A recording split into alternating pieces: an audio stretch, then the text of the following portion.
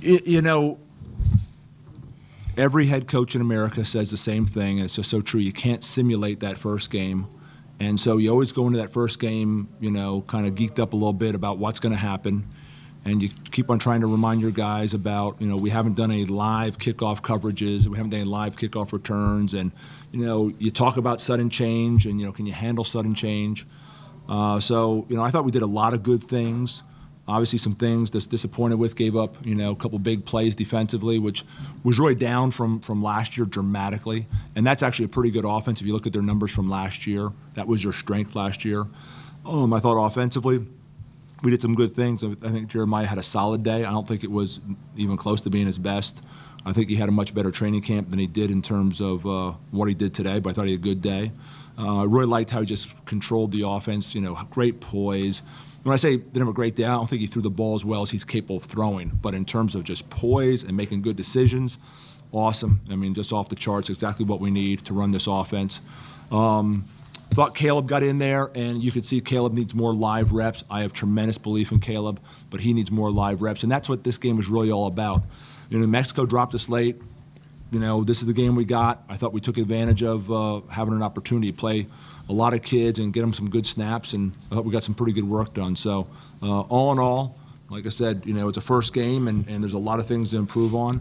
But the key for us now moving forward is we really need to have a great second week coming up here because, you know, there's no worse time to have a bye week than this week coming up. I mean, because and it's just the nature of the way our conference is scheduled and the way we could find out-of-conference opponents. It just there's no, you know, other way of doing it. But it makes it tough because you want to capitalize on all the things you learned from week one and move it to week two, and now we can't do that. And so what we're going to have to do is really have a great and focused week practice and really get some good versus good competition out there. And I think the fact that we lost to Lamar last year and we didn't do a great job, obviously, in that get better week, we call it, I think our kids will be really focused, and I'm really anticipating a great week of practice coming up to prepare us for the next week in terms of Lamar. So, questions?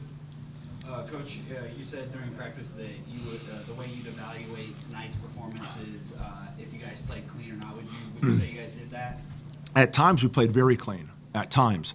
But, you know, you can't give up a kickoff return for a touchdown. You know, we gave up a couple big plays defensively, had a couple penalties that you know, not a lot, but just a couple. And so, I mean, I thought at times we really were efficient and played clean. But, you know, I think that's – and I guess my expectations are just so high for what I think this team can do, especially this offense.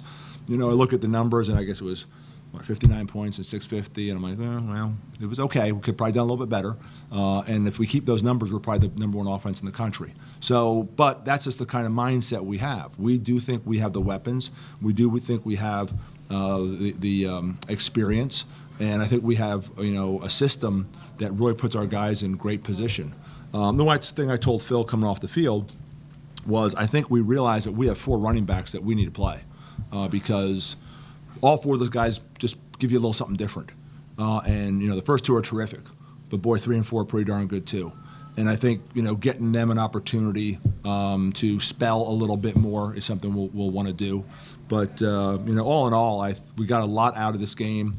Playing full speed, the game conditioning, you know, I mean, I wasted 2 timeouts, you know, I mean, it was a first game for all of us, you know, so some things that we'll definitely have to get better at. 2-minute drill, things like that. So, Coach, you mentioned all 4 running backs. Jordan Brown had some big runs late in the game, and then he also had 2 big special teams plays on kick and punts that he made a big hit to control that. What are you seeing from him on the special teams end when he's running? Yeah, it was really interesting. You know, we went through a recruiting process where Texas State, UTSA, and North Texas all changed coaches at the same time.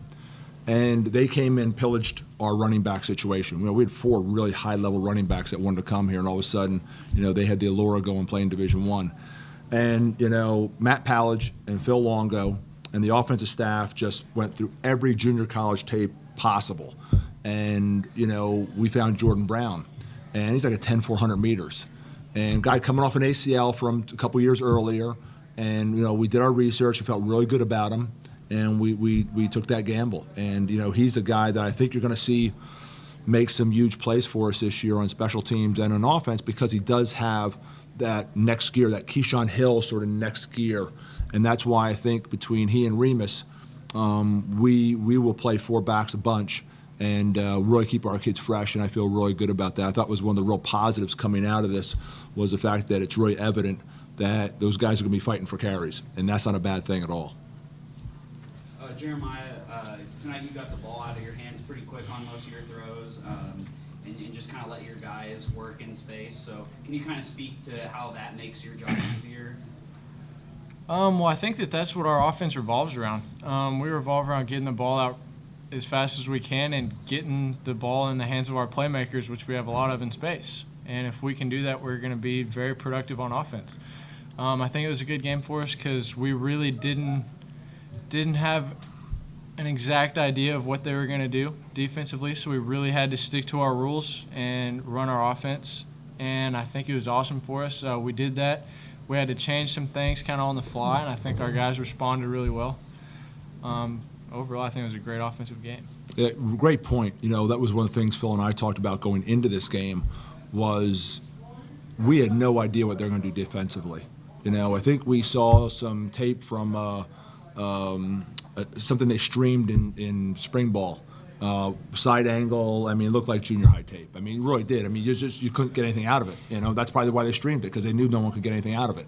And it was because it was a new defensive coordinator. So it was really tough on the offensive staff because, they had no idea what they're going to be getting out there in terms of personnel and also in terms of scheme. Again, I have a really experienced offensive staff, and so they were smart putting a generic, game plan together and then kind of getting a feel for what they were doing and then kind of, tweak it from there. And when you have an experienced quarterback, it makes it easier to do that. It wasn't a panic move, for Jeremiah to say, we're changing this, or we're going to switch this, or we're going to, emphasize this. He just said, yeah, okay, let's do it. So really a lot of credit to the offensive staff because we really did not know a whole lot about what they were going to do defensively coming in. Jeremiah, one person you targeted a lot in the middle of the field, we're trying to move the ball on your drives was Grant Finney. He's the big returning outside guy.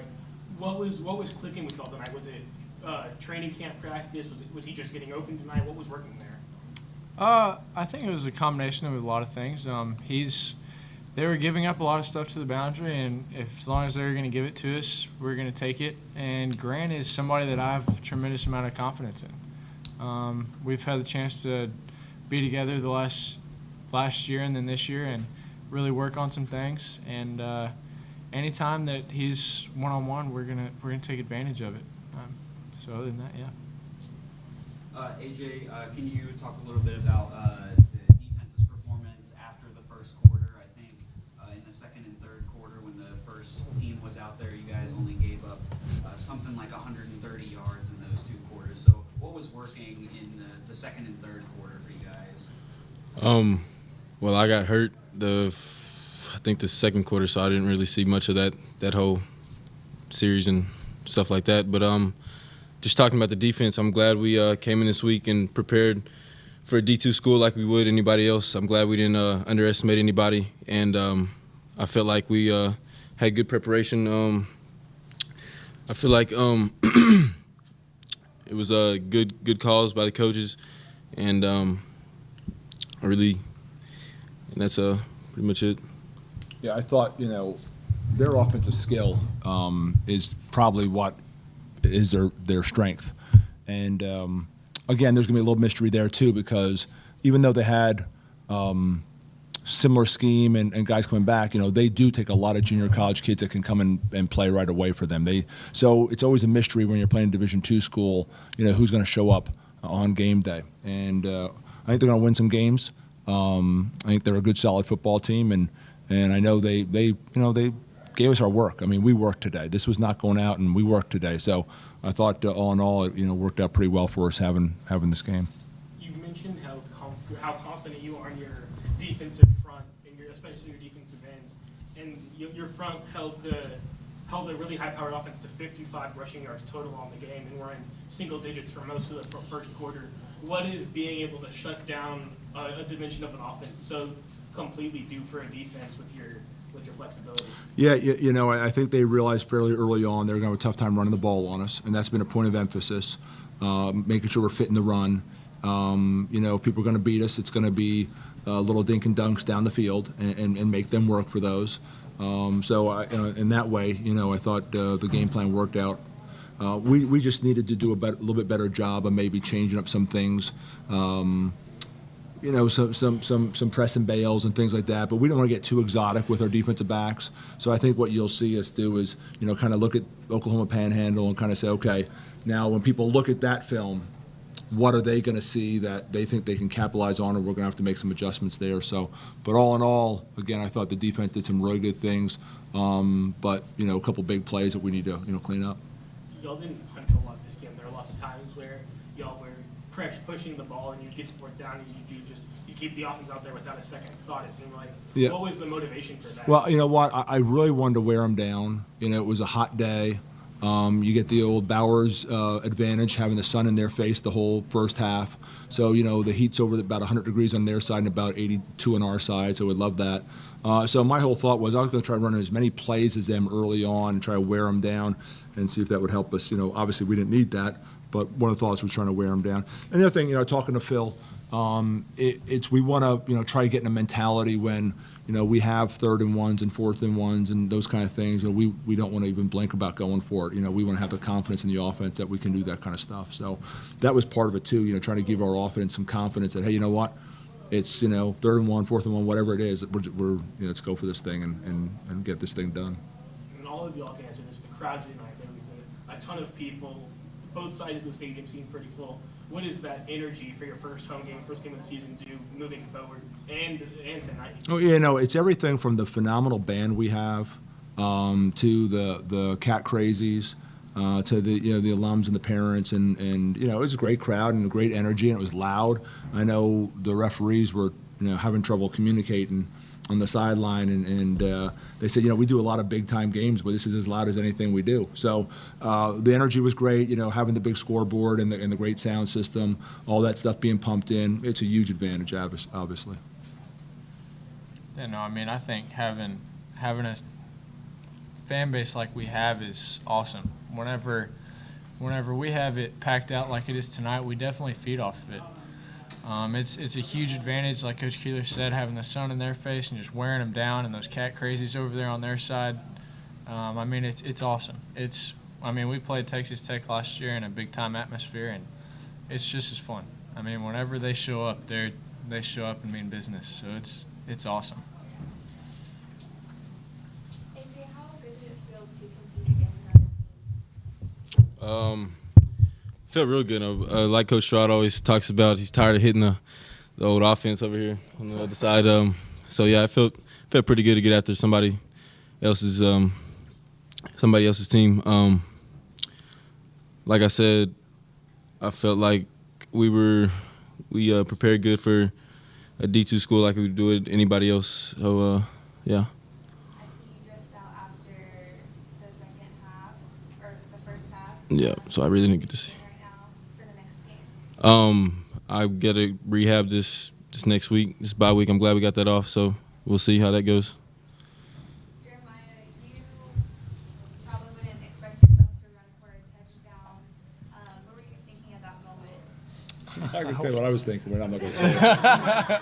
This is PG-13, so. No, I mean, whatever I got to do, I got to do.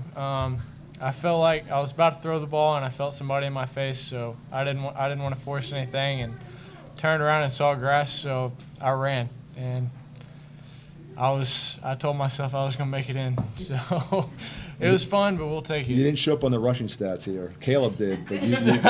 So. No. You mentioned Caleb showing up on the rushing stats. He had 4 runs for 48 yards. Is that No, that's not going to be part of the plan. No, not even close to being part of the plan. So. Any other questions? Thanks, guys. Thank you all.